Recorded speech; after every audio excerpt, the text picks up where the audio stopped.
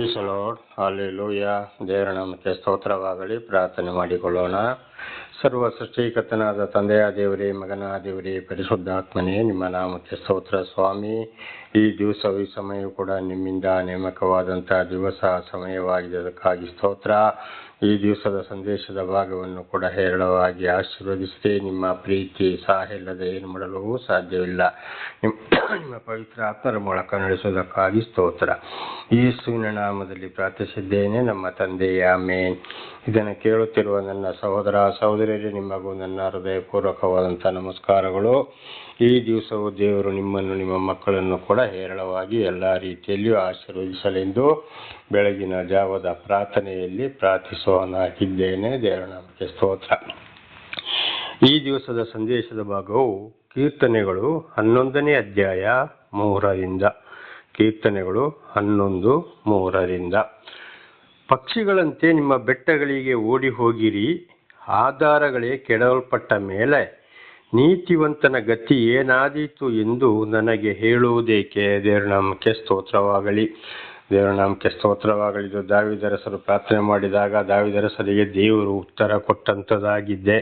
ದೇವರ ನಾಮಕ್ಕೆ ಸ್ತೋತ್ರ. ಪಕ್ಷಿಗಳಂತೆ ನಿಮ್ಮ ಬೆಟ್ಟಗಳಿಗೆ ಓಡಿ ಹೋಗಿರಿ ಅಂತ ಹೇಳಿದರೆ, ಇದರ ಈ ವಚನದ ಅರ್ಥ ಏನಪ್ಪ ಅಂದರೆ, ಇವತ್ತು ಸರ್ವ ಸೃಷ್ಟಿಕರ್ತನಾದ ದೇವರೇ ಮನುಷ್ಯನ ಅವತಾರವೆತ್ತಿ ಭೂಲೋಕಕ್ಕೆ ಬಂದಾಗ ಅವರ ಮಾತನ್ನೇ ಕೇಳಲಿಲ್ಲ. ಅದನ್ನೆಷ್ಟೋ ಸಾವಿರ ವರ್ಷಗಳ ಹಿಂದೆ ದಾವೀದರಸರ ಮುಖಾಂತರ ದೇವರು ತಿಳಿಸಿದ್ದಾರೆ. ಅದು ಮಾತ್ರವಲ್ಲ, ನಾವು ಹಿಂದೆ ಪ್ರವಾದಿಗಳವರು ಮನುಷ್ಯನ ಅವತಾರವೆತ್ತಿ ಬರಕ್ಕೆ ಮೊದಲು ಅಂದರೆ 2025ನೇ ವರ್ಷದ ಹಿಂದೆಯೂ ಹಾಗೂ ದ್ವಾಪರ ಯುಗದಲ್ಲಿ ಶ್ರೀಕೃಷ್ಣ ಎಂಬ ನಾಮದಲ್ಲಿ ಬರೋದಕ್ಕಿಂತ ಮೊದಲು ಕೂಡ ವಿಷಯಗಳನ್ನ ತಿಳಿಸಿದಾಗ ಈ ಲೋಕದ ಜನಗಳು ಏನು ಮಾಡಿದ್ರು? ದೇವರ ಮಾತಿಗೆ ಬೆಲೆ ಕೊಡದೆ ದೇವರು ಆರಿಸಿಕೊಂಡವರ ಮುಖಾಂತರ ಸತ್ಯವನ್ನು ತಿಳಿಸಿದಾಗ ಅವರಿಗೆ ಹೊಡೆಯೋದು ಬಡಿಯೋದು ಏನೆಲ್ಲ ಮಾಡಿದ್ರು. ಮನುಷ್ಯನ ಅವತಾರವೆತ್ತಿ ಬಂದು ಜನಗಳಿಗೆ ಅಂತ ದೇವರಿಗೆ ಅನೇಕ ಅದ್ಭುತ ಕಾರ್ಯಗಳನ್ನು ಮಾಡಿ ತೋರಿಸಿದವರು ಕೂಡ ಅವರ ಮೇಲೆ ನಂಬಿಕೆ ಇಡದೆ ಅವರಿಗೆ ಬಹಳ ಹಿಂಸೆಯನ್ನು ಕೊಡುತ್ತಾರೆ ಅಥವಾ ಕೊಟ್ಟಿದ್ದಾರೆ ಅಂತೇಳಿ ನಾವು ಇದನ್ನು ಚೆನ್ನಾಗಿ ತಿಳಿದುಕೊಂಡಿದ್ದೇವೆ. ಅದೇ ಯೇಸುವಿನ ಶಿಲುಬೆಯ ಮರಣ ಎಂಬುದಾಗಿ. ಹಾಗೆ ನೀವು ಪಕ್ಷಿಗಳಂತೆ ಓಡಿ ಹೋಗಿರಿ, ಆಗ ಬಲಾಢ್ಯರ ಮುಂದೆ ನಿಮಗೆ ನಿಲ್ಲಕ್ಕಾಗೋದಿಲ್ಲ. ಇಂಥ ದುಷ್ಟರ ಕೈಯಿಂದ, ವಿರೋಧಿಗಳ ಕೈಯಿಂದ ನೀವು ತಪ್ಪಿಸಿಕೊಳ್ಳಬೇಕು. ನೀವು ನಿಮ್ಮನ್ನು ನಾನು ಆರಿಸಿಕೊಂಡ ಮೇಲೆ, ನನಗೆ ಇಷ್ಟು ಹಿಂಸೆ ಕೊಟ್ಟ ಮೇಲೆ ಇನ್ನು ನಿಮ್ಮನ್ನ ಇವರು ಬಿಡ್ತಾರಾ ಅಂತ ಅದಕ್ಕೆ ಹೇಳಿದ್ದು. ಪಕ್ಷಿಗಳಂತೆ ನಿಮ್ಮ ಬೆಟ್ಟಗಳಿಗೆ ಓಡಿ ಹೋಗಿರಿ, ಆಧಾರಗಳೇ ಕೆಡವಲ್ಪಟ್ಟ ಮೇಲೆ. ಆಧಾರಗಳೊಂದೇರೆ ಸರ್ವ ಸೃಷ್ಟಿಕರ್ತನಾದ ದೇವರು ಮನುಷ್ಯನ ಅವತಾರವೆತ್ತಿ ಬಂದಾಗ ಮಾತು ಕೇಳಿಲ್ಲ, ಹೊಡೆದ್ರು ನಾನಾ ಥರದ ಶಿಕ್ಷೆ. ಹಿಂದೆ ಪ್ರವಾದಿಗಳ ಮುಖಾಂತರ ಹೇಳಿದ ಮಾತುಗಳನ್ನು ಕೂಡ ಕೇಳಲಿಲ್ಲ. ಅದಕ್ಕೆ ಅವರು ನನ್ನನ್ನೇ ಹೀಗೆ ಮಾಡಿದ ಮೇಲೆ ನಿಮ್ಮನ್ನ ಹೀಗೆ ಬಿಡ್ತಾರಾ ಅಂತ ಅದುವೇ ಅರ್ಥವಾಗಿದ್ದು. ಅದುವೇ ಯೇಸುವಿನ ಶಿಲುಬೆಯ ಮರಣ. ನೀತಿವಂತನ ಗತಿ ಏನಾದೀತು ಎಂದು ನನಗೆ ಹೇಳುವುದೇಕೆ? ನೋಡಿ, ಅವರು ನೀತಿವಂತರಾಗಿದ್ದರು. ಹಾಗೆ ನಾನು ನಿಮ್ಮನ್ನು ಆರಿಸಿಕೊಂಡ ಮೇಲೆ ನನ್ನ ಮಾತುಗಳನ್ನು, ಪರಲೋಕ ರಾಜ್ಯವನ್ನು, ಪ್ರತಿ ಒಂದು ವಿಷಯವನ್ನು ತಿಳಿಸುವಾಗ ನಾನು ಅವರನ್ನು ನೀತಿವಂತರನ್ನಾಗಿ ಮಾಡ್ತೇನೆ. ಅವರ ಮುಖಾಂತರ ನಾನು ತಿರುಸ್ತೇನೆ. ನಾನೇ ಆಧಾರ. ನನಗೆ ಹೀಗೆ ಮಾಡಿದ ಮೇಲೆ ಇವರು ನಿಮ್ಮನ್ನ ಏನು ಮಾಡೋದಿಲ್ಲ ಅಂತ ಹೇಳುವಂಥ ಉದಾಹರಣೆ. ಇದು ನಮ್ಮ ಜೀವಿತಕ್ಕೂ ಕೂಡ ಸತ್ಯವನ್ನು ಹೇಳ್ತಾ ಹೋಗುವಾಗ ಮಾಡ್ತಾ ಹೋಗುತ್ತೀಯ. ಖಂಡಿತವಾಗಿ ಲೋಕದ ಜನರುಗಳು ಏನು ಮಾಡ್ತಾರೆ ಅಂಥವ್ರನ್ನ ಬಿಡುವುದೇ ಇಲ್ಲ. ಅದುವೇ ಇವತ್ತು ಹೊಡೆಯೋದು ಬಡಿಯೋದು, ಕೊಲೆ ಮಾಡುವಂಥದ್ದು, ಅವ್ರ ಮೇಲೆ ಕೇಸ್ ಹಾಕುವಂಥದ್ದು, ನಾನಾ ರೀತಿ ಮಾಡುವಂಥದ್ದು. ಯಾಕೆ ಸಹಿಸಿಕೊಳ್ಳೋಕ್ಕಾಗೋದಿಲ್ಲ. ದೇವರ ರಾಜ್ಯದ ವಿಷಯವನ್ನು ಹೇಳಿದರೆ ಅವರಿಗೆ ಐಷಾರಾಮರ ಅಂತರಿಗೆ ಆಗೋದಿಲ್ಲ. ಲಕ್ಷಾಧೀಶರು ಕೋಟೇಶ್ವರು ಆಗಲಿಕ್ಕೆ ಆಗುವುದಿಲ್ಲ. ಅದಕ್ಕೆ ಸತ್ಯವನ್ನು ಇದ್ದ ಹಾಗೆ ದೇವರ ವಿಷಯವನ್ನು ಹೇಳುವಾಗ ಯಾರಿಗೂ ಅಂಥವರು ಬೇಡವೇ ಬೇಡ, ಶಿಕ್ಷೆ ಕೊಡುವಂಥದ್ದು.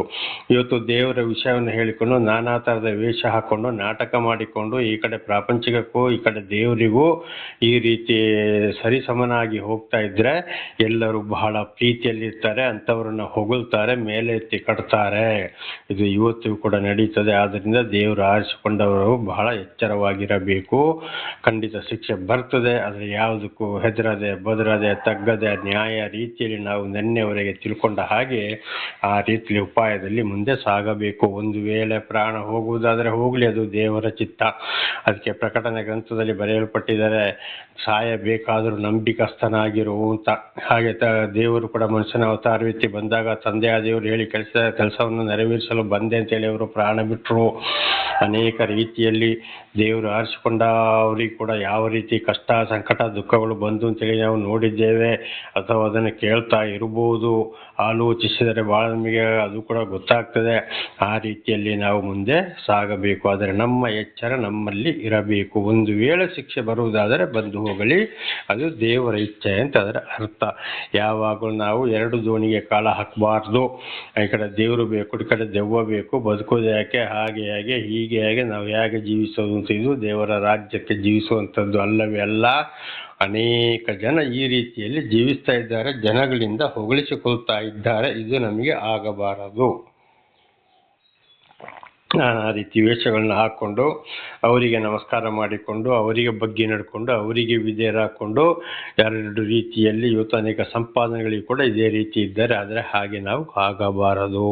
ಅದಕ್ಕೆ ನಾವು ಬಹಳ ಎಚ್ಚರದಿಂದ ಜೀವಿಸಬೇಕು ಅಂತ ಈ ವಚನ ನಮಗೆ ತಿಳಿಸಿದಂಥದ್ದು. ದೇವರ ನಾಮಕ್ಕೆ ಸ್ತೋತ್ರ. 4ನೇ ವಚನ 11:4. ಯೆಹೋವನು ತನ್ನ ಪರಿಶುದ್ಧ ಮಂದಿರದಲ್ಲಿದ್ದಾನೆ, ಆತನು ತನ್ನ ಸಿಂಹಾಸನವನ್ನು ಪರಲೋಕದಲ್ಲಿ ಸ್ಥಾಪಿಸಿದ್ದಾನೆ. ನೋಡಿ, ಯೆಹೋವನು ತನ್ನ ಪರಿಶುದ್ಧ ಮಂದಿರದಲ್ಲಿದ್ದಾನೆ. ಎಲ್ಲಿ ಪರಿಶುದ್ಧ? ಆಕಾಶದಿಂದ ಕೆಳಗಡೆ ಅಂತೂ ವಾಯುಮಂಡಲದಿಂದ ಕೆಳಗಡೆ ಏನು ಪರಿಶುದ್ಧ ಅಲ್ಲವೇ ಅಲ್ಲ. ಆಕಾಶದ ಕೆಳಗೆ ಸೂರ್ಯ ಚಂದ್ರ ನಕ್ಷತ್ರವನ್ನು ಇಟ್ಟಿದ್ದಾನೆ, ಅದರ ಕೆಳಗೆ ವಾಯುಮಂಡಲವನ್ನು ಇಟ್ಟಿದ್ದಾನೆ. ವಾಯುಮಂಡಲದ ಕೆಳಗಡೆ ಭೂಲೋಕದಲ್ಲಿ ಇವತ್ತು ಪರಿಶುದ್ಧವಾದ ಸ್ಥಳ ಇರುವುದು ಮಾತ್ರ ಏದೇನ್ ತೋಟದಲ್ಲಿ ಎಂಬುದಾಗಿ ನಮಗೆ ಸ್ಪಷ್ಟವಾಗಿ ಬೈಬಲ್ ತಿಳಿಸಲ್ಪಡ್ತದೆ. ಏದೇನ್ ತೋಟ ಅಂದರೆ ಪರಿಶುದ್ಧ ಭೂಮಿ, ಭೂಲೋಕದ ಕಡೆಯ ಯುರೋಪ್ ಖಂಡದಲ್ಲಿ ಇದೆ ಅಂತ ಹೇಳುವಂಥದ್ದು ದೇವರು ಒಂದು ಬ್ರಾಹ್ಮಣರು ನನಗೆ ಕೇರಳದಲ್ಲಿ ಬರೆದಂಥ ಒಂದು ವಿಷಯವನ್ನು ತಿಳಿಸಿದರು. ಅವರೊಂದು ಬುಕ್ಕನ್ನು ಬರೆದಿದ್ದಾರೆ. ಅದರಲ್ಲಿ ಕೂಡ ಇದೇ ವಿಷಯವನ್ನು ಉಲ್ಲೇಖಿಸಲಾಗಿದೆ. ಏದೇನ್ ತೋಟ ಅದು ನಮ್ಮ ಭೂಲೋಕದಲ್ಲಿ ಉತ್ತರ ಭಾಗದಲ್ಲಿ ಅಲ್ಲಿಗೆ ಇಲ್ಲಿವರೆಗೆ ಯಾರು ಹೋಗ್ಲಿಕ್ಕೆ ಆಗಲಿಲ್ಲ, ಇನ್ನು ಹೋಗೋದಿಲ್ಲ. ಬಹಳ ದಟ್ಟ ಅರಣ್ಯ, ಏನು ಮಾಡಿದ್ರು ಆಗೋದಿಲ್ಲ. ಆದಿಕಾಂಡದಲ್ಲಿ ನೋಡುವಾಗ ದೇವರು ಮನುಷ್ಯನನ್ನು ಉಂಟು ಮಾಡಿದ್ದು ಅದೇ ಸ್ಥಳದಲ್ಲಿ ಗಂಡ ಹೆಂಡತಿಯನ್ನಾಗಿ ಉಂಟು ಮಾಡಿದ್ದು ಅವರಿಗೆ ವಾಸ ಮಾಡಿ ಅಂತ ಹೇಳಿಕೊಟ್ಟ ಸ್ಥಳವು ಕೂಡ ಅದು ಏದೇನ್ ತೋಟ ಅಂದರೆ ಪರಿಶುದ್ಧ ಭೂಮಿ, ಅಂದರೆ ಭೂಲೋಕದಲ್ಲಿ ಪರಲೋಕ. ಆಗ ಅಲ್ಲಿಗೆ ದೇವರು ದೂತರು ಪರಲೋಕದ ಇಳಿದು ಬರ್ತಾ ಇದ್ರು, ಹೋಗ್ತಾ ಇದ್ರು ಅಂತೇಳಿ ಬರೆಯಲ್ಪಟ್ಟಿದೆ. ಇದು ನಂಬಲೇಬೇಕಾದ ವಿಷಯ. ಮತ್ತೆ ನೋಡುವಾಗ ಅದೇ ಸ್ಥಳದಿಂದ ಭೂಲೋಕದ 4 ಕಡೆಗೂ ಕೂಡ ಆಶೀರ್ವಾದ ಹೋದಂಥದ್ದು ಈಗಲೂ ಕೂಡ ಅದುವೇ ಆಗಿದೆ. ಹಾಗೆ ಭೂಲೋಕದಲ್ಲಿ ಪರಿಶುದ್ಧ ಸ್ಥಳ ಅದು, ಅಲ್ಲಿಗೆ ಮನುಷ್ಯ ತಲುಪಲಿಲ್ಲ, ತಲುಪಕ್ಕೆ ಆಗೋದೂ ಇಲ್ಲ. ದಟ್ಟ ಅರಣ್ಯ, ಏನು ಮಾಡಿದ್ರು ಕಂಡುಹಿಡಿಯೋ ಕೂಡ ಆಗುವುದಿಲ್ಲ. ಅದು ಭೂಲೋಕದ ಕಡೆಯ ಸ್ಥಳವಾಗಿದೆ ಎಂಬುದಾಗಿ ನಮಗೆ ಬೈಬಲ್ ಸ್ಪಷ್ಟವಾಗಿ ತಿಳಿಸಲ್ಪಡುತ್ತದೆ. ದೇವರ ನಾಮಕ್ಕೆ ಸ್ತೋತ್ರವಾಗಲಿ. ಹಾಗೆ ಬಾಕಿ ಎಲ್ಲಿಯೂ ಭೂಲೋಕದಲ್ಲಿ ಪರಿಶುದ್ಧ ಇಲ್ಲವೇ ಇಲ್ಲ ಇವತ್ತು ಕೂಡ. ಆದರೆ ದೇವರು ತನ್ನ ಪರಿಶುದ್ಧ ಮಂದಿರದಲ್ಲಿದ್ದಾನೆ, ಆತನು ತನ್ನ ಸಿಂಹಾಸನವನ್ನು ಪರಲೋಕದಲ್ಲಿ ಸ್ಥಾಪಿಸಿದ್ದಾನೆ. ನೋಡಿ, ಪಾತಾಳದಿಂದ ಪರಲೋಕದವರೆಗೆ ನೀರು. ಇದನ್ನು ಆದಿಕಾಂಡದಲ್ಲಿ ನೋಡುವಾಗ ಮಧ್ಯದಲ್ಲಿ ಆಕಾಶ ಉಂಟಾಯಿತು, ಭೂಮಿಯ ಕೆಳಗಿನ ನೀರನ್ನು ತಗೊಂಡೋಗಿ ಸಮುದ್ರವನ್ನಾಗಿ ಮಾಡಿದ್ರು. ಆಗ ಆಕಾಶದ ಮೇಲೆ ಇರುವ ನೀರು, ಆಕಾಶದ ಮೇಲೆ ಏನಿದೆ ಈಗಲೂ ನೀರಿದೆ ಎಂಬುದಾಗಿ ನಾವು ಆದಿಕಾಂಡ 1ನೇ ಅಧ್ಯಾಯದಲ್ಲಿ ಸೃಷ್ಟಿಯ ನಿಯಮದಲ್ಲಿ ಇದನ್ನು ತಿಳ್ಕೊಳ್ಬೇಕಾಗ್ತದೆ. ಇದನ್ನು ಬಹಳ ಸಲ ಕೂಡ ದೇವರ ನಾಮದಲ್ಲಿ ನಾನು ನಿಮಗೆ ತಿಳಿಸಿದ್ದೇನೆ, ಈಗಲೂ ತಿಳಿಸುವನಾಗಿದ್ದೇನೆ. ಯಾಕೆಂದರೆ ಪರಿಶುದ್ಧವಾದ ಮಂದಿರ ಅಲ್ಲಿ ಯಾವುದೇ ದಗ ಮೋಸ ಅದು ಇದು ಯಾವುದೂ ಇಲ್ಲ. ಆಕಾಶ ತಡೆಯಾಗಿದೆ. ದೇವರ ನಾಮಕ್ಕೆ ಸ್ತೋತ್ರವಾಗಲಿ. ಹಾಗೆ ಇವರು ಮನುಷ್ಯನ ಅವತಾರವೆತ್ತಿ ಬಂದಾಗಲೂ ಕೂಡ ಶಿಲುಬೆ ಮರಣವನ್ನು ಹೊಂದಿ ಪುನರುತ್ಥಾನಗೊಂಡು 40ನೇ ದಿವಸ ಪರಲೋಕಕ್ಕೆ ಏರಿ ಹೋಗುವಾಗ ಆಕಾಶ ಮಂಡಲವೇ ತೆರೆದಾಗ ಅವರು ಅದರ ಮೇಲೆ ಆಕಾಶಕ್ಕೆ ಏರಿ ಹೋದರು ಅಂತ ಬೈಬಲ್ ನಮಗೆ ಸ್ಪಷ್ಟವಾಗಿ ತಿಳಿಸ್ತದೆ. ದೇವರ ನಾಮಕ್ಕೆ ಸ್ತೋತ್ರವಾಗಲಿ. ಹಾಗಿದು ಪ್ರತಿ ಒಂದು ವಿಷ್ಣು ಪುರಾಣದಲ್ಲಿ ಕೂಡ ನೋಡುವಾಗ ವಿಷ್ಣು ಕೈಲಾಸದಲ್ಲಿ ಜಲಾಶಯ ಮೇಲೆ ಇದ್ದಾನೆ ಅಂತ ನಾವು ಅದನ್ನು ಕೂಡ ನಾವು ಕಾಣ್ತಾ ಇದ್ದೇವೆ, ಅಲ್ಲಿ ಓದ್ತಾ ಇದ್ದೇವೆ. ದೇವರ ನಾಮಕ್ಕೆ ಸ್ತೋತ್ರವಾಗಲಿ. ಬಹಳಷ್ಟು ವೇದಗಳು ಪುರಾಣಗಳು ನಮಗೆ ಇದನ್ನೇ ತಿಳಿಸ್ತವೆ.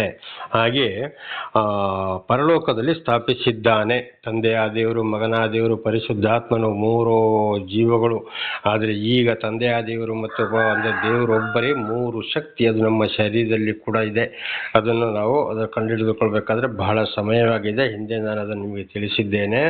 ಹಾಗೆ ಅಲ್ಲಿ ಆಕಾಶದ ಮೇಲೆ ನೀರಿದೆ, ಅಲ್ಲಿ ಅವರ ಮನೆಯನ್ನ ದೇವರು ನಿರ್ಮಿಸಿದ್ದಾರೆ.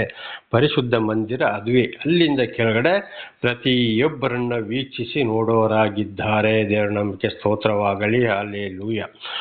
ಆತನ ಕಣ್ಣುಗಳು ಮಾನವರನ್ನು ನೋಡುತ್ತವೆ. ನೋಡಿ, ಪರಲೋಕ ಅಂದ್ರೆ ಆಕಾಶದ ಮೇಲೆ ನೀರಿನ ಮೇಲೆ ಕೂತುಕೊಂಡು ಅಲ್ಲಿಂದ ಕೆಳಗಡೆ ಪ್ರತಿ ಒಂದನ್ನು ನೋಡ್ತಾರೆ. ಯಾರಿಗೆ ಯಾರು ಏನು ಹೇಳ್ತಾರೆ, ಏನು ಮಾಡ್ತಾರೆ, ಏನು ತಿಳಿಸ್ತಾರೆ, ಪ್ರತಿ ಒಂದನ್ನು ನೋಡಿ ತಿಳ್ಕೊಳ್ಳೋರಾಗಿದ್ದಾರೆ. ಆದ್ದರಿಂದ ದೇವರಿಗೆ ಯಾವುದೇ ಮುಚ್ಚುಮರೆ ಇಲ್ಲ, ಯಾವುದೇ ಕಾಣೋದಿಲ್ಲ, ಯಾವುದೇ ನೋಡೋದಿಲ್ಲ ಅಂತ ಹೇಳಕ್ಕಾಗೋದಿಲ್ಲ.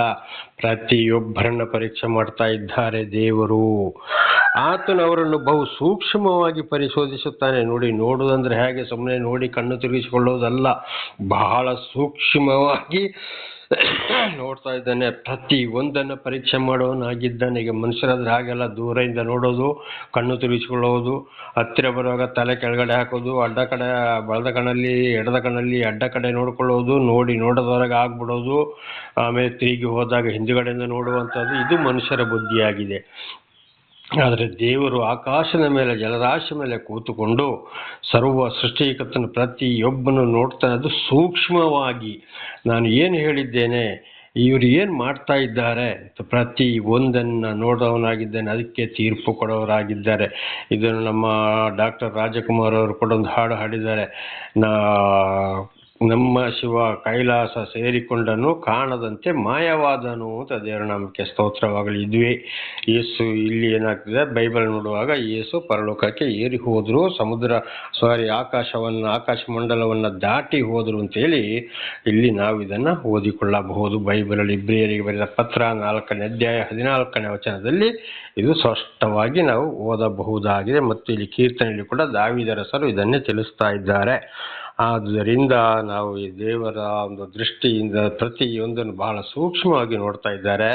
ತಪ್ಪಿಸಿಕೊಳ್ಳಲು ಸಾಧ್ಯವೇ ಇಲ್ಲ. ಇದು ನಂಬತಕ್ಕದಾಗಿದೆ. ದೇವರ ನಾಮಕ್ಕೆ ಸ್ತೋತ್ರ.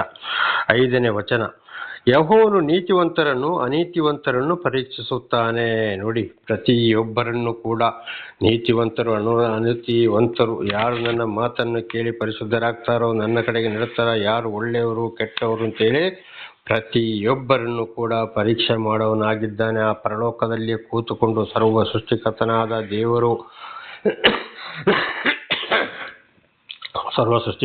ದೇವರು ಒಂದೊಂದು ಗ್ರಂಥದಲ್ಲಿ ನಾನಾ ಥರದ ಹೆಸರುಗಳಿವೆ. ಸರ್ವ ಸೃಷ್ಟಿಕರ್ತನಾದ ದೇವರಿಗೆ ಮಾತ್ರ ಬೇರೆ ಹೆಸರುಗಳು ನಮಗೆ ಅವಶ್ಯ ಇಲ್ಲ, ಅದು ಬೇಡವೇ ಬೇಡ. ಹಾಗೆ ಪ್ರತಿಯೊಬ್ಬರನ್ನು ಪರೀಕ್ಷಿಸುತ್ತಾನೆ. ಯಾರು ಒಳ್ಳೆಯವರು, ಯಾರು ಕೆಟ್ಟವರು, ಯಾರು ನನ್ನ ಮಾತು ಕೇಳಿ ನಡೀತಾರೆ, ಯಾರು ನನ್ನ ಮಾತನ್ನು ಕೇಳುವುದಿಲ್ಲ, ಯಾರು ಯಾರಿಗೆ ಏನು ಮಾಡ್ತಾರೆ ಅಂತೇಳಿ ಪ್ರತಿ ಒಂದನ್ನು ನೋಡಿ ಅವರಿಗೆ ತಕ್ಕಾದ ಪ್ರತಿಫಲ, ಶಿಕ್ಷೆಯನ್ನು, ಆಶೀರ್ವಾದವನ್ನು ಕೊಡುವರಾಗಿದ್ದಾರೆ. ಬಲಾತ್ಕಾರಿಗಳನ್ನು ದ್ವೇಷಿಸುತ್ತಾನೆ. ನೋಡಿ, ಯಾರು ಮಾತು ಕೇಳಿಲ್ವೋ, ಗರ್ವ ಅಹಂಕಾರದಲ್ಲಿ ಯಾರು ನಡೆಯುತ್ತಿರೋ, ಯಾರು ಬಲಾತ್ಕಾರ, ಅವರ ಮೇಲೆ ಪರಲೋಕದಲ್ಲಿಯೇ ಬಹಳ ಕೋಪವನ್ನು ಇಡ್ತಾರೆ ದೇವರು. ಆಮೇಲೆ ಏನು ಮಾಡ್ತಾರೆ, ಅವರಿಗೆ ಸೈತಾನನ ಮೂಲಕ, ಕೆಟ್ಟವರ ಮೂಲಕ ಇಲ್ಲಿ ಶಿಕ್ಷೆಯನ್ನು ಕೊಡಿಸ್ತಾರೆ ದೇವರು. ಆಗ ಸೈತಾನ ಯಾರಪ್ಪ ಅಂತ ನೋಡುವಾಗ ಪರಲೋಕದಲ್ಲಿ ದೇವರನ್ನು ಆರಾಧಿಸುವ ದೂತನೇ ದೇವರಿಗೆ ವಿರುದ್ಧವಾಗಿ ನಿಂತಾಗ ಅವನಿಗೆ ನ್ಯಾಯ ತೀರ್ಪಿನ ದಿವಸ ನರಕ ಎಂಬ ತೀರ್ಪನ್ನು ಕೊಟ್ಟು ಮತ್ತು ಅವನ ಸಂಗಡಿಗರನ್ನು ಪರಲೋಕದಿಂದ ದಬ್ಬಿಬಿಟ್ಟಿದ್ದಾರೆ. ಅವರೇ ಇಲ್ಲಿ ಕೆಟ್ಟವರಾಗಿದ್ದಾರೆ. ಆದರೆ ದೇವರ ಮಾತು ಮೀರಿ ಅವರು ಏನು ಮಾಡೋಕ್ಕೂ ಆಗುವುದಿಲ್ಲ. ಬಲಾತ್ಕಾರಿಗಳನ್ನು ಅಂದರೆ ದೇವರನ್ನೇ ತಿಳಿಯಪಡಿಸಿದಾಗ ಯಾರು ವಿರೋಧವಾಗಿ ಮಾತಾಡ್ತಾರೋ, ವಿರೋಧವಾದ ಕಾರ್ಯಗಳನ್ನು ಮಾಡ್ತಾರೋ, ದೇವರನ್ನು ಅಪಹಾಸ್ಯ ಮಾಡ್ತಾರೋ, ದೇವರು ಆರಿಸಿಕೊಂಡವರಿಗೆ ಹಿಂಸೆ ಕೊಡ್ತಾರೋ, ನಾನಾ ರೀತಿಯಲ್ಲಿ ತೊಂದರೆ ಕೊಡ್ತಾರೋ, ಅವರಿಗೆ ಈ ಸೈತಾನನ ಮೂಲಕ ಶಿಕ್ಷೆಯನ್ನು ಕೊಡುವನಾಗಿದ್ದಾರೆ ದೇವರು. ದೇವರ ನಾಮಕ್ಕೆ ಸ್ತೋತ್ರವಾಗಲಿ. ಅದುವೇ ದುಷ್ಟರೇ ವಿರೋಧಿಗಳು ಅವರವರೇ ಹೊಡ್ಕೊಂಡು ಬಡ್ಕೊಂಡು ಸಾಯುವಾಗೆ ಮಾಡ್ತೀನಿ ಅಂತ ಹೇಳುವಂಥದ್ದು ಇದುವೇ. ದೇವರಿಂದ ಆಶೀರ್ವಾದ ಹೊಂದಿದವರು ಅವರಿಂದ ದೂರ ಇದ್ದು ಯಾವುದೇ ಕಷ್ಟ, ಸಂಕಟ, ದುಃಖ ಬಂದರೂ ಅಂಥವರ ಸಹವಾಸವನ್ನು ಮಾಡಲಿಕ್ಕೆ ಹೋಗುವುದಿಲ್ಲ. ಇದುವೇ ಕೀರ್ತನೆ 1 ನಮ್ಮನ್ನು ಬಹಳ ಚೆನ್ನಾಗಿ ಎಚ್ಚರಿಸುವಂಥದ್ದು. ಹಾಗೆ ಯೆಹೋವನು ನೀತಿವಂತರನ್ನು ಅನೀತಿವಂತರನ್ನು ಪರೀಕ್ಷಿಸುತ್ತಾನೆ. ಬಲಾತ್ಕಾರಿಗಳನ್ನು ದ್ವೇಷ ಮಾಡ್ತಾರೆ. ಅವರಿಗೆ ಶಾಂತಿ, ಸಮಾಧಾನ, ಒಳ್ಳೆ ರೀತಿಯಲ್ಲಿ ಜೀವಿಸಕ್ಕೆ ಆಗುವುದೇ ಇಲ್ಲ. ಕಷ್ಟ, ಸಂಕಟ, ದುಃಖಗಳು, ಅವರು ಇನ್ನೊಬ್ಬರಿಗೆ ಕೇಡು ಮಾಡಲೇಬೇಕು, ಅವಮಾನ ಮಾಡಲೇಬೇಕು, ಇನ್ನೊಬ್ಬರ ಕೈಯಿಂದ ಕಸಿದು ತಿನ್ನಲೇಬೇಕು, ಸುಳ್ಳು ಹೇಳಬೇಕು, ನಾನಾ ಥರದ ಕೇಡುಗಳನ್ನು ಬಗೆಯಲೇಬೇಕು. ಇವರು ಬಲಾತ್ಕಾರಿಗಳು, ದ್ವೇಷಗಳು, ವಿರೋಧಿಗಳು, ದುಷ್ಟರು. ದೇವರು ಇಂಥವ್ರನ್ನ ಕೈ ಬಿಟ್ಟಿದ್ದಾರೆ ಅಂತ ಇದರ ಮೂಲಕ ತಿಳಿದುಕೊಳ್ಳಬೇಕಾಗಿದೆ. ದೇವರ ನಾಮಕ್ಕೆ ಸ್ತೋತ್ರ. 6ನೇ ವಚನ, ಆತನು ದುಷ್ಟರ ಮೇಲೆ ಪಾಶಗಳನ್ನು ಸುರಿಸಲಿ, ಬೆಂಕಿ, ಗಂಧಕ, ಉರಿಗಾಳಿ ಇವುಗಳನ್ನು ಅವರ ಪಾನವಾಗಿ ಮಾಡಲಿ. ಏನ್ ಮಾಡ್ತಾರೆ, ದುಷ್ಟರಿಗೆ ಸರಿಯಾದ ಶಿಕ್ಷೆಯನ್ನು ಕೊಡ್ಲಿ ಅಪ್ಪ ಅಂತೇಳಿ ದಾವೀದ ಅರಸರು ದೇವರಲ್ಲಿ ಪ್ರಾರ್ಥಿಸಿದ್ರು. ಆದ್ರೆ ನಾವು ಏನ್ ಮಾಡಬೇಕು, ದೇವರೇ ಅವರನ್ನು ಕೂಡ ನೀವು ಬದಲಾಯಿಸಿರಿ, ನೋಡಿ ಇಂಥವ್ರು ಈ ರೀತಿ ಮಾಡ್ತಾ ಇದ್ದಾರೆ ಅಂತ ಅಂಥವರ ಹೆಸರು ಹೇಳಿ ಒಂದೇ ಮಾತಿನಲ್ಲಿ ದೇವರೇ ಪರಲೋಕದಲ್ಲಿ ಚಿತ್ತವು ನೆರವೇರೋ ಪ್ರಕಾರ ಭೂಲೋಕದಲ್ಲಿ ನೆರವೇರಲಿ ಅಪ್ಪ, ಭೂಲೋಕವನ್ನು ಶುದ್ಧಗೊಳಿಸು ಇವು ಅಂತೇಳಿ ನಾವು ಪ್ರಾರ್ಥಿಸುವಾಗ ಅಥವಾ ನಮಗೆ ತೊಂದರೆ ಮಾಡಿದಾಗ ಅವರ ಹೆಸರನ್ನು ಹೇಳಿ ನಾವು ಪ್ರಾರ್ಥಿಸಬೇಕಾಗಿದೆ. ದೇವರ ನಾಮಕ್ಕೆ ಸ್ತೋತ್ರವಾಗಲಿ. ಹಲ್ಲೆಲೂಯಾ. 7ನೇ ವಚನ, ಯಾಕೆಂದರೆ ನೀತಿ ಸ್ವರೂಪನಾದ ಯೆಹೋವನು ನೀತಿಯನ್ನು ಮೆಚ್ಚುವನಾಗಿದ್ದಾನೆ, ಸಜ್ಜನನು ಆತನ ಸಾನ್ನಿಧ್ಯದಲ್ಲಿ ಇರುವನು. ಸರ್ವ ಸೃಷ್ಟಿಕರ್ತನಾದ ದೇವರ ಪರಮಾತ್ಮ ಭಗವಂತನು ಖಂಡಿತವಾಗಿಯೂ ಅವರು ತಿಳಿಸಿದಾಗ ಅವ್ರ ಮಾತಿಗೆ ಕಿವಿಗೊಟ್ಟು ಯಾರು ವಿಧೇಯರಾಗಿ ಜೀವಿಸ್ತಾರೋ ಅಂಥವರನ್ನು ಮಾತ್ರ ಮೆಚ್ಚುವನಾಗಿದ್ದಾನೆ. ಅವರು ಮಾತ್ರ ಆತನ ಸನ್ನಿಧಿಯಲ್ಲಿ, ಅಂದರೆ ಈ ಲೋಕದಲ್ಲಿ ಕೂಡ ಶಾಂತಿ ಸಮಾಧಾನದಲ್ಲಿ ಇರ್ತಾರೆ, ಶಾಂತಿ ಸಮಾಧಾನವನ್ನು ಬಯಸ್ತಾರೆ, ದೇವರ ಮಾರ್ಗದಲ್ಲಿ ನಡೆಯುತ್ತಾರೆ, ಪರಲೋಕಕ್ಕೆ ಹೋಗಲಿಕ್ಕೆ ಕೂಡ ಅಂಥವರಿಗೆ ಮಾತ್ರ ಒಂದು ಅವಕಾಶವಿದೆ. ಆದರೆ ದೇವರು ನೀತಿವಂತನಾಗಿದ್ದಾನೆ, ಅನೀತಿವಂತನು ಅಲ್ಲ. ಇದನ್ನು ಕೂಡ ಪರೀಕ್ಷಿಸಿ ಪ್ರತಿಯೊಬ್ಬರನ್ನು ಹೇಗೆ ನಡೆಸಬೇಕು ಅಂತೇಳಿ ಅಂಥವ್ರನ್ನು ಮಾತ್ರ ನಡೆಸ್ತಾರೆ. ಅದು ಈ ಲೋಕದಲ್ಲಿ ಕೂಡ ನಾವು ಇದನ್ನು ತಿಳ್ಕೊಳ್ಬಹುದು. ದೇವರು ಯಾರನ್ನು ನಡೆಸ್ತಾರೆ ಅಂದರೆ ಅವ್ರ ಹಿಂದಿನ ಜೀವಿತ ಏನೇ ಆಗಿರ್ಬೋದು, ಅವರು ಶಾಂತಿ ಸಮಾಧಾನ ಕಷ್ಟ ಸಂಕಟ ದುಃಖಗಳನ್ನು ಅನುಭವಿಸಿಕೊಂಡು ದೇವರ ಮಾರ್ಗದಲ್ಲೇ ನಡೆಯುತ್ತಾರೆ. ಎಲ್ಲ ರೀತಿಯಲ್ಲಿಯೂ ಕೆಟ್ಟವರ ಸವಾಸವನ್ನು ಬಿಟ್ಟು ಜೀವಿಸ್ತಾರೆ. ಅವ್ರ ತಂದೆ ಇರ್ಬೋದು, ತಾಯಿ ಇರ್ಬೋದು, ಗಂಡ ಇರ್ಬೋದು, ಹೆಂಡತಿ ಇರ್ಬೋದು, ಮಕ್ಕಳು ಇರ್ಬೋದು, ಅಣ್ಣ ತಮ್ಮ ಇರ್ಬೋದು, ಅಕ್ಕ ತಂಗಿಯರು ಇರ್ಬೋದು, ಯಾರೇ ಇರ್ಬೋದು, ಇವರಾಗಿದ್ದಾರೆ ದೇವರಿಗೆ ಪ್ರೀತಿಯಾದವರು, ಅಂಥವರನ್ನು ಮೆಚ್ಚುತ್ತಾನೆ. ಅಂಥವರು ದೇವರ ಸಾನ್ನಿಧ್ಯದಲ್ಲಿ ಇರ್ತಾರೆ ಅಂತ ಇದರ ಅರ್ಥವಾಗಿದೆ. ದೇವರ ನಂಬಿಕೆ ಸ್ತೋತ್ರ. 11ನೇ ಕೀರ್ತನೆ ಕೂಡ ಮುಕ್ತಾಯವಾಯಿತು. ಇನ್ನು 12ನೇ ಕೀರ್ತನೆಗೆ ಹೋಗೋಣ. ಕೀರ್ತನೆಗಳು 12. ಯೆಹೋವನೇ ರಕ್ಷಿಸು, ಭಕ್ತರು ಮುಗಿದು ಹೋಗಿದ್ದಾರೆ, ಜನರೊಳಗೆ ನಂಬಿಕೆಯುಳ್ಳವರು ಕಾಣಿಸುವುದೇ ಇಲ್ಲ. ದೇವರ ನಂಬಿಕೆ ಸ್ತೋತ್ರ. ನೋಡಿ, ಇಲ್ಲಿ ಎಷ್ಟೋ ಕೋಟಿ ವರ್ಷಗಳ, 1000 ವರ್ಷಗಳಲ್ಲ, ಕೋಟಿ ವರ್ಷಗಳು ಇರ್ಬೋದು. ಆಗ್ಲೇ ದಾವೀದರಸು ಏನ್ ಮಾಡಿದ್ದಾರೆ, ಆಗ್ಲೇ ಪ್ರವಾದಿಗಳ ಮುಖಾಂತರ ದೇವರು ಜನಗಳಿಗೆ ದೇವರ ವಿಷಯವನ್ನು ತಿಳಿಸಿದಾಗ ಅವರು ಏನ್ ಮಾಡಿದ್ದಾರೆ, ಯೆಹೋವನೇ ರಕ್ಷಿಸು, ಭಕ್ತರು ಮುಗಿದು ಹೋಗಿದ್ದಾರೆ. ಖಂಡಿತವಾಗಿ ಆಗ್ಲೇ ಏನ್ ಮಾಡಿದ್ದಾರೆ, ಒಳ್ಳೆಯವರನ್ನ ಈಗ ದುಷ್ಟರು ಕೆಡುಕರು ಅವರಿಗೆ ಬಹಳ ಶಿಕ್ಷೆ ಕೊಟ್ಟು ಹೊಡೆದು ಬೊಡೆದು ನಾನಾ ರೀತಿಯಲ್ಲಿ ಕೊಲೆ ಮಾಡಿದ್ದಾರೆ ಎಂಬುದಾಗಿ ನಾವು ಗ್ರಂಥಗಳಲ್ಲಿ ಓದಿಕೊಳ್ಳುತ್ತೇವೆ. ಹಾಗೆ ಮುಗಿದು ಹೋಗಿದ್ದಾರೆ, ಜನರೊಳಗೆ ನಂಬಿಕೆಯುಳ್ಳವರು ಕಾಣಿಸುವುದೇ ಇಲ್ಲ. ಈಗಂತೂ ಆಗ್ಲೇ ಇತ್ತಿಲ್ಲ, ಈಗಂತೂ ಈ ಕಲಿಯುಗದಲ್ಲಿ ಒಟ್ಟು ಇಲ್ಲ. ಅನೇಕರು ಇವತ್ತು ಎಷ್ಟೇ ಬೋಧನೆ ಮಾಡ್ಬೋದು, ಎಷ್ಟೇ ಪ್ರವಚನ ಕೊಡ್ಬೋದು, ಏನೇನೋ ಮಾಡ್ಬೋದು, ಎಂತೆಂಥ ಬಟ್ಟೆಗಳು ಎಂತೆಂಥ ವೇಷಗಳನ್ನು ಹಾಕ್ಕೊಳ್ಬೋದು, ಎಷ್ಟೋ ಭಾಷಣಗಳನ್ನ ಬಿಗಿಬಹುದು ಅಥವಾ ದೇವರ ವಿಷಯವನ್ನು ಸಾರಬಹುದು. ಖಂಡಿತವಾಗಿ ಅವರಲ್ಲಿ ಪೂರ್ತಿ ನಂಬಿಕೆ ಇದೆಯೋ? ದೇವರ ನಂಬಿಕೆ ಇಲ್ಲವೇ ಇಲ್ಲ. ಅವರ ನಂಬಿಕೆ ಅವರ ಜೀವನ, ಅವರು ಗಂಡ ಹೆಂಡತಿ ಮಕ್ಕಳು ಜೀವಿಸುವಂಥದ್ದು, ಆಸ್ತಿ ಅಂತಸ್ತನ ಮಾಡಿಕೊಳ್ಳುವಂಥದ್ದು ಇದುವೇ ಆಗಿದೆ. ಇವತ್ತು ದೇವರ ಹೆಸರನ್ನ ಉಪಯೋಗಿಸಿಕೊಂಡು ಇವರು ಸಂಪಾದನೆ ಮಾಡುವಂಥದ್ದು. ಸಂಪೂರ್ಣವಾಗಿ ದೇವರ ಮೇಲೆ ನಂಬಿಕೆ ಇದೆಯೋ? ವಾಕ್ಯದಂತೆ ಜೀವಿಸ್ತಾರೋ? ಖಂಡಿತವಾಗ್ಲೂ ಇಲ್ಲವೇ ಇಲ್ಲ. ಅದೇ ಮಾತನ್ನು ಕೂಡ ದಾವೀದರಸರು ಬಹಳ ವರ್ಷಗಳ ಹಿಂದೆ ಕೂಡ ಇದನ್ನು ಹೇಳಿದ್ದು. ಯೆಹೋವನೇ ರಕ್ಷಿಸುವ, ಭಕ್ತರು ಮುಗಿದು ಹೋಗಿದ್ದಾರೆ. ಅಂದರೆ ಕೆಡುಕರು, ದುಷ್ಟರು, ಪ್ರಾಪಂಚಿಕರು ಸತ್ಯವಂತರನ್ನ ನೀತಿವಂತರನ್ನ ಇಡುವುದೇ ಇಲ್ಲ. ವಿಶೇಷವಾಗಿ ದೇವರ ವಿಷಯವನ್ನು ಹೇಳಿದವರನ್ನು ಬಿಡುವುದೇ ಇಲ್ಲ. ಅದು ಇವತ್ತು ಕೂಡ ಅದುವೇ ನಡೀತಾ ಇದೆ. ಆಗ್ಲೇ ಹೇಳಿದಾಗ ನಾಟಕ ಆಡಿಕೊಂಡು ಅದು ಬೇಕು ಇವರು ಬೇಕು, ಅವರು ಯಾರು ಇದ್ದಾರೋ ಅವರಲ್ಲಿ ಮಾತ್ರ ಬೇಕಾದಷ್ಟು ಜನಗಳು ಹೋಗ್ತವೆ, ದೊಡ್ಡ ದೊಡ್ಡ ಕಟ್ಟಡಗಳನ್ನ ಕಟ್ತಾರೆ, ಹೋಗಿ ಅವರ ಕಾಲಿಗೆ ಬೀಳ್ತಾರೆ. ಕಾರಣ ಯಾರಿಂದ ಹೇಗೆ ಉಸುಲು ಮಾಡಬೇಕು ಅಂತ ಅವರಿಗೆ ಚೆನ್ನಾಗಿ ಗೊತ್ತಿದೆ. ಆದರೆ ನಿಜವಾಗಿ ಹೇಳೋರನ್ನ ಖಂಡಿತವಾಗಿ ಜನಗಳು ಬಿಡೋದಿಲ್ಲ. ಗೊತ್ತಿಲ್ಲದಾಗೆ ಒಳಗೆ ಇವತ್ತು ಕೊಲೆ ಮಾಡಿ ಎಲ್ಲೆಲ್ಲೋ ತಗೊಂಡೋಗಿ ಬಿಸಾಡೋರು ಕೂಡ ಆಗಿದ್ದಾರೆ. ಇದು ವಿಷಯಗಳು ಕೂಡ ನಡೆದು ಹೋಗಿದೆ. ಜನರೊಳಗೆ ನಂಬಿಕೆಯುಳ್ಳವರು ಕಾಣಿಸುವುದೇ ಇಲ್ಲ. ಖಂಡಿತವಾಗ್ಲಿಲ್ಲ. ಅವರು ಎಂಥದೇ ಆಗಲಿ, ಏನೇ ಆಗಲಿ, ಎಂಥ ದೇವಮಾನವರಾಗಲಿ, ಯಾರೇ ಆಗಲಿ, ಸರಿಯಾಗಿ ದೇವರ ವಾಕ್ಯಗಳಿಗೆ ಪರೀಕ್ಷೆ ಮಾಡಿದರೆ ಒಬ್ಬರು ಕೂಡ ಕಾಣೋದು ಬಹಳ ಕಷ್ಟ. ದೇವರ ನಾಮಕ್ಕೆ ಸ್ತೋತ್ರವಾಗಲಿ. ಹಲ್ಲೆಲೂಯಾ. ಒಬ್ಬೊಬ್ಬರು ಒಂದೊಂದು ರೀತಿಯಲ್ಲಿ ಸುಳ್ಳು ಹೇಳ್ಕೊಂಡು, ಒಂದೊಂದು ರೀತಿಯಲ್ಲಿ ನಡ್ಕೊಂಡು ಅಥವಾ ನಾನು ಹೇಳಿದ್ದೆ ಸರಿ ನಾನು ಅಂತ ನಡೆಯುತ್ತಾ ಇದ್ದಾರೆ. ಅದಕ್ಕೆ ಜನರೊಳಗೆ ನಂಬಿಕೆ ಕಾಣುವವರು ಇಲ್ಲವೇ ಇಲ್ಲ. ಸರಿಯಾಗಿ ನಂಬಿಕೆ ಇಟ್ಟು ದೇವರ ವಿಷಯವರು ಸಾರುವವರು ಯಾರಿಗೂ ಕೂಡ ಬೇಡ. ಹೆಂಡತಿ ಆದರೆ ಗಂಡನಿಗೆ ಬೇಡ, ಗಂಡ ಆದರೆ ಹೆಂಡತಿಗೆ ಬೇಡ, ಮಕ್ಕಳಾದರೆ ತಂದೆ ತಾಯಿ ಬೇಡ, ತಂದೆ ತಾಯಿಗೆ ಮಕ್ಕಳು ಬೇಡ, ನಾನಾ ರೀತಿಯಲ್ಲಿ ಅಂಥವರ ಮಾತನ್ನು ಕೇಳೋಕ್ಕೂ ಯಾರೂ ತಯಾರಾಗಿಲ್ಲ. ಅಂಥವ್ರನ್ನ ಕಂಡು ಹಿಡಿದು ಚೆನ್ನಾಗಿ ಅವರನ್ನೇ ಹಿಂಬಾಲಿಸಬೇಕು ಅಂತಿದ್ರಲ್ಲಿ ಹೊಸ ಒಡಂಬಡಿಕೆಯಲ್ಲಿ ಅಪೊಸ್ತಲನಾದ ಪೌಲರು ಸ್ಪಷ್ಟವಾಗಿ ತಿಳಿಸಿದ್ದಾರೆ. ದೇವರ ನಾಮಕ್ಕೆ ಸ್ತೋತ್ರವಾಗಲಿ. 2ನೇ ವಚನ, ಪ್ರತಿಯೊಬ್ಬರು ನೆರೆಯವರೊಡನೆ ಹುಸಿಯನ್ನಾಡುತ್ತಾರೆ. ನೋಡಿ, ಪ್ರತಿಯೊಬ್ಬರು ಕೂಡ ಮನೆಯೊಳಗೆ ಗಂಡ ಹೆಂಡತಿ ಮಕ್ಕಳು ತಂದೆ ತಾಯಿ ಅಣ್ಣ ತಮ್ಮ ಆದ್ರೂ ಸಾಯಲಿ ಗಂಡ ಹೆಂಡತಿ ಮಕ್ಕಳೇ ಸುಳ್ಳು ಹೇಳ್ಕೊಂಡು ಜೀವಿಸ್ತಾ ಇರ್ತಾರೆ. ಇನ್ನು ನೆರೆಮನೆಯವರಲ್ಲಿ ಕೂಡ ನೆರೆಯವರನ್ನಂಥವರಲ್ಲಿ ಸತ್ಯವನ್ನು ಆಡ್ತಾರ. ಇದ್ದಾಗ ಇಲ್ಲ, ಖಂಡಿತವಾಗಿ ಬಾಯಿ ತೆಗೆದ್ರೆ ಅವ್ರ ಬಾಯಲ್ಲಿ ಬರುವುದು ಬರೀ ಸುಳ್ಳು ದೇವರ ವಿಷಯವನ್ನು ಹೇಳ್ಕೊಂಡೇ ಸುಳ್ಳು ಹೇಳ್ತಾರೆ ಅವರು.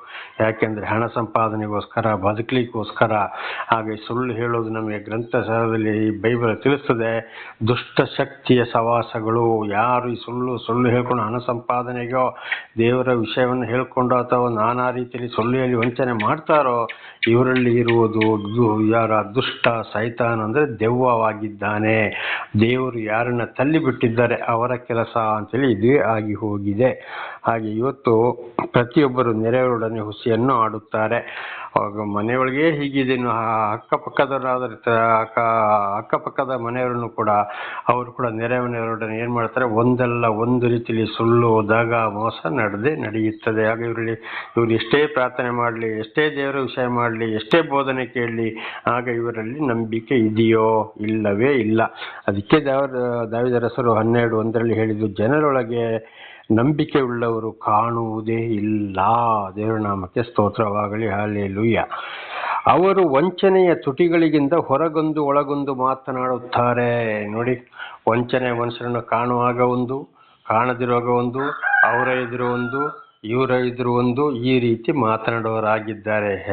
ದೇವರ ಹೆಸರನ್ನು ಹೇಳ್ಬೋದು, ದೇವರ ಭಕ್ತರು ಆಗಿರ್ಬೋದು, ವಿಶ್ವಾಸಿಗಳು ಆಗಿರ್ಬೋದು, ಸೇವಕರುಗಳು ಆಗಿರ್ಬೋದು, ಅಥವಾ ಯಾವುದೇ ದೇವಮಾನವರು ಆಗಿರ್ಬೋದು. ಅವರ ಒಂದು ಲಾಭಕ್ಕೋಸ್ಕರ ಈ ರೀತಿಯಲ್ಲಿ ಕೂಡ ಮಾತನಾಡ್ತಾರೆ. ಆಗ ಇವರಲ್ಲಿ ನಂಬಿಕೆ ಇದೆಯೋ?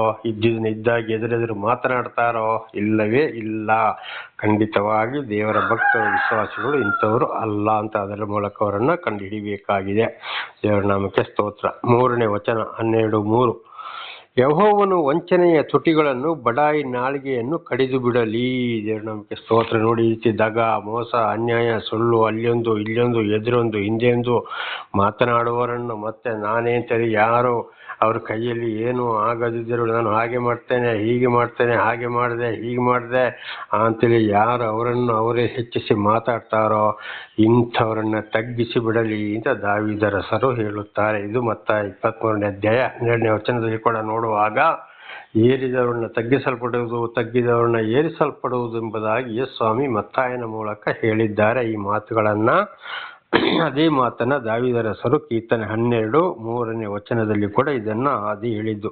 ಯೆಹೋವನು ವಂಚನೆಯ ತುಟಿಗಳನ್ನು ಬಡಾಯಿ ನಾಲಿಗೆಯನ್ನು ಕಡಿದು ಬಿಡಲಿ. ಯಾರು ಬಿಲ್ಡಪ್ ಕೊಟ್ಕೊಂಡು ಹೋಗ್ತಾರೋ ಖಂಡಿತವರಿಗೆ ಅವ್ರು ಬಿದ್ದು ಬೀಳಲೇಬೇಕು. ಅದು ಯಾವಾಗಲೂ ನಡೆಯೋದಿಲ್ಲ. ಅದಕ್ಕೂ ಒಂದು ಸಮಯ ಇದೆ. ಮತ್ತೆ ತನ್ನಾಳೆ ಅದು ಗೊತ್ತಾಗ್ತದೆ, ಇವರು ಇಂಥವರು ಅಂತ ಹೇಳಿ. ದೇವರ ನಾಮಕ್ಕೆ ಸ್ತೋತ್ರ. 4ನೇ ವಚನ, ಅವರು ತಮ್ಮ ಮಾತುಗಳಿಗೆ ತಡೆಯಿಲ್ಲವಲ್ಲ, ನಮ್ಮ ತುಟಿಗಳು ನಮ್ಮವೇ, ನಮಗೆ ಒಡೆಯನು ಯಾವನು ಎಂದು ಹೇಳಿಕೊಳ್ಳುತ್ತಾರೆ. ನನ್ನ ಮಾತು ಮೀರಿ ಯಾರು ನಡೀತಾರೆ, ನನ್ನ ಮಾತೇ ಸರಿ, ಅದರ ಮೇಲೆ ಯಾರು ಮಾತಾಡೋಕ್ಕಾಗೋದಿಲ್ಲ, ಏನು ಮಾತಾಡೋಕ್ಕಾಗೋದಿಲ್ಲ, ನನ್ನ ಪರವಾಗಿ ಯಾರು ಮಾತಾಡಬಾರ್ದು, ನನ್ನ ಹೆಂಡತಿಯ ಪರವಾಗಿ, ನನ್ನ ಮಕ್ಕಳ ಪರವಾಗಿ ಯಾರು ಮಾತಾಡಬಾರ್ದು, ನಮ್ಮನ್ನು ಯಾರು ತಡೆಯವನು, ನನ್ನನ್ನು ಯಾವನು ತಡೆಯವನು, ಅಂಥವನು ಯಾವನಿದ್ದಾನೆ, ಈ ರೀತಿ ಕೊಚ್ಚಿಕೊಳ್ಳುತ್ತಾರೆ. ಇವರೇ ದುಷ್ಟರು, ಅನೀತಿವಂತರು, ಅನ್ಯಾಯಗಾರರು, ಮೋಸಗಾರರು, ಸುಳ್ಳುಗಾರರು. ಸ್ವಲ್ಪ ದಿವಸ ನಡೀತದೆ, ಆಮೇಲೆ ಏನಾಗ್ತದೆ, ಸಂಪೂರ್ಣ ತನ್ನಿಗೆ ತಾನೇ ಬಿದ್ದು ಹೋಗ್ತಾರೆ. ಬಹಳ ಶಿಕ್ಷೆಗೆ ಒಳಗಾಗಬೇಕಾಗ್ತದೆ. ಕೇಳೋದಂಥವರಿಂದ ದೂರವಿರಬೇಕು ಅಂತೇಳಿ. ದೇವರ ನಾಮಕ್ಕೆ ಸ್ತೋತ್ರ. ಅಂಥವರಿಗೆ ಎಷ್ಟು ಹೇಳಿದ್ರು ಮಾತು ಕೇಳುವುದಿಲ್ಲ, ಬದಲಾಗಿ ವಿರುದ್ಧವೇ ಬರ್ಬೋದು. ಅದಕ್ಕೆ ದೇವರು ಯೇಸುವಿನ ಮಾತನ್ನು ಹೇಳಿದರೆ, ಮುತ್ತುಗಳನ್ನು ಹಂದಿಗಳ ಮುಂದೆಯೂ ನಾಯಿಗಳ ಮುಂದೆ ಚೆಲ್ಲಬೇಡಿ. ಹಂದಿಗಳು ನಿಮ್ಮನ್ನು ತುಣಿದು ನಾಶ ಮಾಡವು, ನಾಯಿಗಳು ಕಚ್ಚಿ ಸೀಳಿಬಿಟ್ಟವು. ಅಂಥವರಿಂದ ದೂರ ಇರಿ ಅಂತ ದೇವರ ನಮಗೆ ಸ್ತೋತ್ರ. ಮುಖ್ಯವಾಗಿ ಎಲ್ಲದಕ್ಕೂ ನೋಡುವಾಗ ಕೀರ್ತನೆ 1 ಬಹಳ ಚೆನ್ನಾಗಿ ನಮ್ಮನ್ನು ಇದನ್ನೇ ಎಚ್ಚರಿಸುವುದು. ಅದು ಯಾರೇ ಇರಬಹುದು, ಆಗ ಅಂಥವರು ಶಿಕ್ಷೆಗೆ ಒಳಗಾಗಿದ್ದಾರೆ ಅಂತ ಹೇಳಿದರೆ ಅರ್ಥ. ಈ ಬಡಾಯಿ ಕೊಚ್ಚಿಕೊಳ್ಳುವವರು, ಈ ರೀತಿ ತನ್ನನ್ನು ತಾನೇ ಏರಿಸಿಕೊಳ್ಳುವವರು, ಈ ಸುಳ್ಳು ಪಳ್ಳು ಹೇಳಿ ನಾನಾ ರೀತಿ ಇನ್ನೊಬ್ಬರಿಗೆ ತೊಂದರೆ ಕೊಡೋರ ಸಹವಾಸವೇ ಇರಬಾರದು. 5ನೇ ವಚನ, ಯೆಹೋವನು ಕುಗ್ಗಿದವರ ಬಾಧೆಯನ್ನು ನೋಡಿದ್ದೇನೆ, ಗತಿ ಇಲ್ಲದವರ ನರಳುವಿಕೆಯು ನನಗೆ ಕೇಳಿಸಿತು. ದೇವರ ನಂಬಿಕೆ ಸ್ತೋತ್ರ. ನೋಡಿ, ಇತರ ಬಲಾತ್ಕಾರಗಳು, ದುಷ್ಟರ ಅವರಿಗೆ ಸಿಕ್ಕಾಕೊಳ್ಳೋ, ಅವರು ಯಾರಿಗೆ ತೊಂದರೆ ಕೊಡ್ತಾರೋ, ಯಾರು ಕಷ್ಟ ಸಂಕಟ ದುಃಖದಲ್ಲಿ ದೇವರಿಗೆ ಮೊರೆ ಇಡ್ತಾರೋ ಅವರ ಬಾಧೆಯನ್ನು ನೋಡಿದ್ದೇನೆ. ದೇವರು ಪರಲೋಕದಲ್ಲಿ ಕೂತುಕೊಂಡು, ಪರಿಶುದ್ಧ ಮಂದಿರದಲ್ಲಿ ಕೂತುಕೊಂಡು ಎಲ್ಲವನ್ನು ನೋಡುವವನಾಗಿದ್ದಾನೆ. ದೇವರ ನಂಬಿಕೆ ಸ್ತೋತ್ರ. ಗತಿಯಿಲ್ಲದವರ ನರಳುವಿಕೆಯು ನನಗೆ ಕೇಳಿಸಿತು. ಕಷ್ಟ ಸಂಕಟ ದುಃಖದಲ್ಲಿ ಇವತ್ತು ದೇವರಿಗಾಗಿ ಒಬ್ಬೊಬ್ಬರನ್ನ ಏನು ಮಾಡ್ತಾರೆ, ಅದನ್ನು ಕೂಡ ಹಿಂದೆ ಭಾಳ ಸಲ ತಿಳ್ಕೊಂಡಿದ್ದೇವೆ. ಇಡೀ ಗಂಡ ಹೆಂಡತಿಯ ಮನೆ ಮಠ ದೇವರು ಆರಿಸಿಕೊಂಡವರಿಗೆ ಯಾರು ಇಲ್ಲದಾಗ್ತಾರೆ, ಅವ್ರನ್ನ ತೊರೆದು ಬಿಡ್ತಾರೆ. ಮನೆ ಮಠ ಆಸ್ತಿ ಪಾಸ್ತಿ ಇಲ್ಲದಾಗ್ತದೆ. ಲೋಕಕ್ಕೆ ಒಂದು ಕಸವಾಗಿದ್ದೇವೆ ಅಂತೇಳಿ ಹಿಂದೊಂದು ದೇವರ ಮನುಷ್ಯನು ಕೂಡ ಅದನ್ನೇ ಹೇಳಿದ. ಅವರಿಗೆ ಯಾರು ಇರೋದಿಲ್ಲ, ದೇವರು ಅವರನ್ನೇ ನಡೆಸುವವರಾಗಿದ್ದಾರೆ. ಒಂದು ವೇಳೆ ಅವರಿಗೆ ಯಾರಾದರೂ ಕಷ್ಟ ಸಂಕಟ ದುಃಖ ಕೊಟ್ಟರೆ ಅವರ ನರಳುವಿಕೆಯು ನನಗೆ ಕೇಳಿಸಿತು. ಅವರು ಏನು ಹೇಳ್ತಾರೆ, ಏನು ಮಾಡ್ತಾರೆ, ಅದಕ್ಕೆ ತಕ್ಕಾದ ಉತ್ತರ ದೇವರು ಕೊಡುವವನಾಗಿದ್ದಾನೆ. ದೇವರು ಪ್ರತಿ ಒಂದನ್ನು ಆಕಾಶದ ಮೇಲೆ ಜಲರಾಶಿಯ ಮೇಲೆ ಪರಿಶುದ್ಧ ಮಂದಿರದಲ್ಲಿ ಕೂತುಕೊಂಡು ಆ ಪರಮಾತ್ಮ ಭಗವಂತನಂದ್ರೆ ಯೇಸು ಕ್ರಿಸ್ತನು ಎಲ್ಲವನ್ನ ನೋಡುವವನಾಗಿದ್ದಾನೆ. ದೇವರ ನಾಮಕ್ಕೆ ಸ್ತೋತ್ರವಾಗಲಿ. ಅವರ ಪ್ರಾತಂತ ಕಷ್ಟ ಸಂಕಟ ದುಃಖದಲ್ಲಿ ಇರುವವರಿಗೆ, ಗತಿ ಇಲ್ಲದವರಿಗೆ ಅವರು ಮೊರೆ ಇಟ್ಟಾಗ ಖಂಡಿತವಾಗಿ ದೇವರದನ್ನು ಆಲಿಸಿ ಉತ್ತರ ಕೊಡುವವರಾಗಿದ್ದಾರೆ. ಅವರ ಬಾಧೆಯನ್ನು ಕೂಡ ನೋಡುವವರಾಗಿದ್ದಾರೆ. ದೇವರ ನಾಮಕ್ಕೆ ಸ್ತೋತ್ರಗಳು. ಈಗ ಎದ್ದು ಬಂದು ಅವರ ಇಷ್ಟಾರ್ಥವನ್ನು ನೆರವೇರಿಸಿ ಅವರನ್ನು ಸುರಕ್ಷಿತವಾಗಿ ಇರಿಸುವೆನು ಎಂದು ಹೇಳುತ್ತಾನೆ. ನೋಡಿ, ಆಗ ತಕ್ಷಣ ಅವ್ರು ಏನು ಮಾಡ್ತಾರೆ, ಅವರ ಇಷ್ಟಾರ್ಥವನ್ನು ನೆರವೇರಿಸ್ತಾರೆ. ಕಾವಲು ದೂತರ ಮೂಲಕ ರಕ್ಷಣೆ ಕೊಡ್ತಾರೆ, ಪವಿತ್ರಾತ್ಮರ ಮೂಲಕ ನಡೆಸುತ್ತಾರೆ. ದೇವರ ನಂಬಿಕೆ ಸ್ತೋತ್ರವಾಗಲಿ. ದೇವರ 3ನೇ ಆತ್ಮ ಪವಿತ್ರಾತ್ಮದ ಪರಿಶುದ್ಧ ಪರಮಾತ್ಮನು ನಮ್ಮನ್ನು ನಡೆಸುವವನಾಗಿದ್ದಾನೆ. ಅವರ ಮೂಲಕ ನಮಗೆ ದೇವರು ರಕ್ಷಣೆಯನ್ನು ಕೊಡುವವರಾಗಿದ್ದಾರೆ. ಅವರು ನಮ್ಮನ್ನು ನಡೆಸುವವರಾಗಿದ್ದಾರೆ. ಕಾವಲು ದೂತರ ಮೂಲಕ ರಕ್ಷಣಾ, ಒಬ್ಬೊಬ್ಬರಿಗೊಬ್ಬೊಬ್ಬರು ದೂತರಿದ್ದಾರೆ. ಆವಾಗ ದೇವರು ಆದುಕೊಂಡವರಿಗಿಂತ ಕಷ್ಟ ಸಂಕಟ ದುಃಖಗಳು ಬಂದಾಗ ದೂತರ ಮೂಲಕ ರಕ್ಷಣೆ, ಆಮೇಲೆ ಪವಿತ್ರಾತ್ಮರ ಮೂಲಕ ಸಹಾಯ ಮಾಡುವವರಾಗಿದ್ದಾರೆ. ದೇವರ ನಾಮಕ್ಕೆ ಸ್ತೋತ್ರವಾಗಲಿ. ಇದು ಕೂಡ ನನ್ನ ಜೀವಿತದಲ್ಲಿ ನೆರವೇರಿ ಹೋಗಿದೆ, ನೆರವೇರುತ್ತಲೇ ಇದೆ. ನಮಗೆ ಯಾರು ಇಲ್ಲವಲ್ಲ, ನಾನು ದೇವರು ನನಗೆ ದರ್ಶನ ಕೊಟ್ಟರು, ದೇವರನ್ನು ಹಿಂಬಾಲಿಸ್ತಾ ಇದ್ದೀನಿ. ನನಗೆ ಅವರಿಂದ ಆ ಕಷ್ಟ ಬಂತು, ಈ ಕಷ್ಟ ಬಂತು, ದೇವರು ಯಾಕೆ ನನ್ನನ್ನು ರಕ್ಷಿಸಲಿಲ್ಲ, ಪ್ರಾರ್ಥನೆಗೆ ಕಿವಿ ಕೊಡಲಿಲ್ಲ ಅಂತೇಳಿ ಖಂಡಿತವಾಗಿ ನಾವು ಬೇಸರ ಪಟ್ಟುಕೊಳ್ಳಬಾರದು. ಅದು ಕೂಡ ಒಂದು ದೇವರ ಚಿತ್ತವಾಗಿದೆ. ದೇವರು ನಮ್ಮನ್ನು ಪರೀಕ್ಷೆ ಮಾಡಬಹುದು ಅಥವಾ ಶೋಧನೆಗೆ ಒಳಪಡಿಸಬಹುದು. ಆದರೆ ದೇವರು ನಮಗೆ ರಕ್ಷಣೆಯನ್ನು ಕೊಡ್ತಾರೆ. ವಿರೋಧಿಗಳಿಗೆ ಬರುವಂತಹ ಶಿಕ್ಷೆ ಕಣ್ಣಾರೆ ಕಾಣುವಂತೆ, ಕಿವಿಯಾರೆ ಕೇಳುವಂತೆ ಮಾಡಿದ್ದಾರೆ, ಮಾಡುತ್ತಲೇ ಇದ್ದಾರೆ. ಇದು ಕೂಡ ನನ್ನ ಜೀವಿತದಲ್ಲಿ ನಡೆದು ಹೋಗಿದೆ, ಈಗಲೂ ನಡೆಯುತ್ತಲೇ ಇದೆ. ದೇವರ ನಾಮಕ್ಕೆ ಸ್ತೋತ್ರ. ಆಗ ದೇವರು ಸರಿಯಾಗಿ ಯಾರನ್ನು ನಡೆಸ್ತಾರೋ ಅವರು ಯಾವುದೇ ಕಾರಣಕ್ಕೂ ಖಂಡಿತವಾಗಿಯೂ ಗಲಿಬಿಲಿಗೊಳ್ಳಬಾರದು. 6ನೇ ವಚನ, ಯೆಹೋವನ ಮಾತುಗಳು ಯಥಾರ್ಥವಾದುವುಗಳೇ, ಅವು 7 ಸಾರಿ ಪುಟಕ್ಕೆ ಹಾಕಿದ ಚೊಕ್ಕ ಬೆಳ್ಳಿಯೋಪಾದಿಯಲ್ಲಿವೆ. ದೇವರ ಮಾತುಗಳು ಯಥಾರ್ಥ, ಅದರಲ್ಲಿ ಯಾವುದೇ ನಯ ವಂಚನೆ ಸುಳ್ಳು ಪಳ್ಳು ಯಾವುದೇ. ಯಾಕೆ? ಸರ್ವ ಸೃಷ್ಟಿಕರ್ತನಾದ ದೇವರು ಪರಿಶುದ್ಧನಾಗಿದ್ದಾನೆ.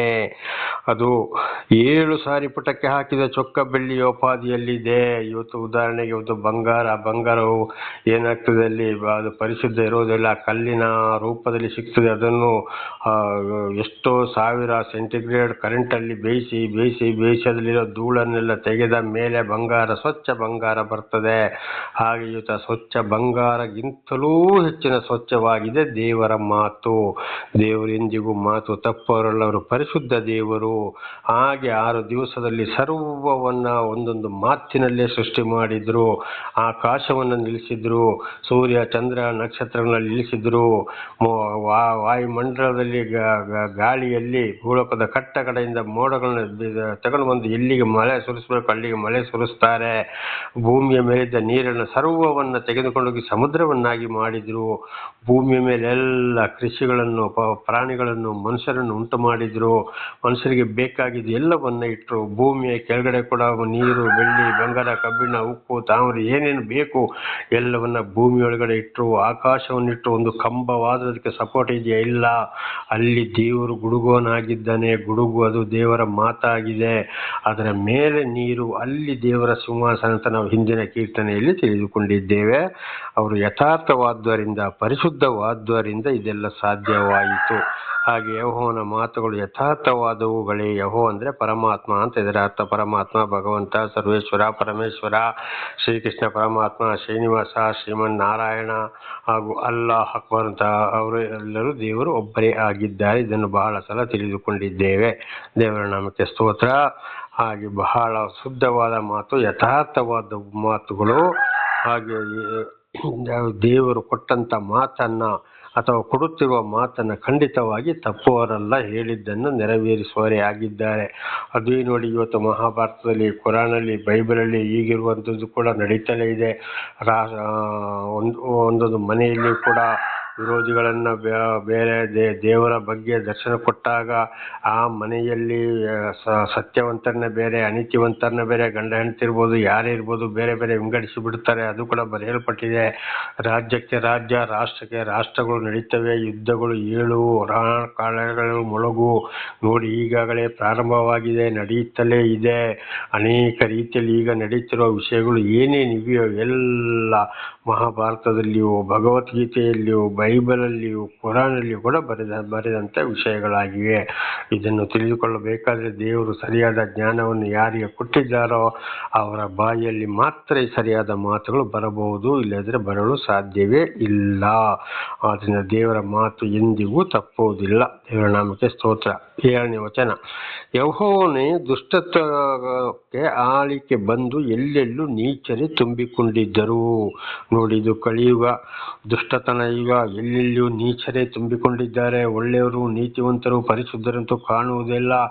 ದೇವರ ಪೂಜೆ ಮಾಡುವವರಿಂದ ಹಿಡಿದು, ದೇವರ ಮಾನವರು ಅಂತ ಹಿಡಿದು, ವಿಶ್ವಾಸ ಅಂತ ಹೇಳೋರು ಹಿಡಿದು, ಸೇವಕರುಗಳು ಅಂತ ಹಿಡಿದವರು, ಪೂಜಾರಿಗಳು ಅಂತ ಹೇಳೋರು, ಪ್ರತಿಯೊಬ್ಬರು ನೀಚರೇ. ಒಂದಲ್ಲ ಒಂದು ರೀತಿಯಲ್ಲಿ ಅನ್ಯಾಯ, ದಾಗ, ಮೋಸ, 10 ದಶಾಜ್ಞೆಗಳಿಗೆ ವಿರುದ್ಧವಾಗಿ ಬರೀ ಹಣ ಸಂಪಾದನೆ, ಐಶ್ವರ್ಯ, ಆಡಂಬರ ಜೀವನಕ್ಕೆ ದೇವರ ಹೆಸರನ್ನು ಎತ್ತಿಕೊಂಡು ಹೋಗುವವರಾಗಿದ್ದಾರೆ.